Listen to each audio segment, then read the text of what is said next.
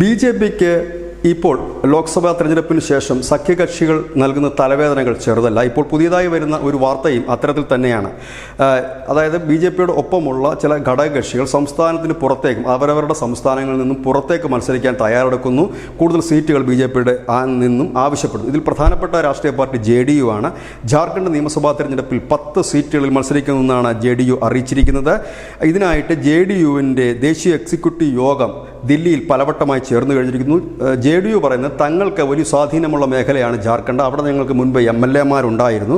22% കുർമികൾ, അതായത് നിതീഷ് കുമാറിന് പിന്തുണ നൽകുന്ന വിഭാഗമാണ് കുർമികളും 10% ബിഹാരികളും ഉള്ള ഇടമാണ് ജാർഖണ്ഡ്. അതുകൊണ്ട് തന്നെ തങ്ങൾക്ക് 10 സീറ്റ് ലഭിക്കണം, BJP 10 സീറ്റ് തങ്ങൾക്ക് നൽകണമെന്നാണ് JDU പറയുന്നത്. നിലവിൽ BJPക്ക് പല സംസ്ഥാനത്തും ചെറുതും വലുതുമായ ഘടകകക്ഷികളുണ്ട്. അവിടേക്കാണ് ഇപ്പോൾ അവരുടെ ദേശീയ NDAയുടെ ഭാഗമായിട്ടുള്ള JDU ഇപ്പോൾ ജാർഖണ്ഡിൽ മത്സരിക്കാനായി എത്തുന്നത്. ഒപ്പം തന്നെ LJP രാംവിലാസ് പാസ്വാൻ്റെ LJP, അദ്ദേഹത്തിൻ്റെ മകൻ ചിരാഗ് പാസ്വാനാണ് ഇപ്പോൾ അതിൻ്റെ നേതാവ്. അദ്ദേഹവും പറയുന്നത് ഞങ്ങൾ ജാർഖണ്ഡിൽ മത്സരിക്കും, BJPയുമായിട്ടുള്ള സീറ്റ് ധാരണയ്ക്ക് വേണ്ടി ശ്രമിക്കുന്നുവെന്നാണ്.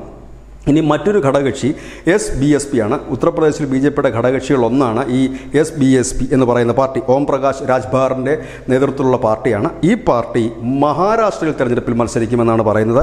ഇതിനുവേണ്ടി മഹാരാഷ്ട്രയിൽ ഈ പാർട്ടിയുടെ ഒരു യോഗം നടക്കുകയും ചെയ്തിരിക്കുന്നു. ഇതൊക്കെ മറ്റ് സംസ്ഥാനങ്ങളിൽ ഇപ്പം JDU ബീഹാറിനെ സംബന്ധിച്ച് ശക്തമായ പാർട്ടിയാണ്. രാംവിലാസ് പാസ്വാൻ്റെ പാർട്ടി ബീഹാറിനെ സംബന്ധിച്ച് ശക്തമായ പാർട്ടിയാണ്.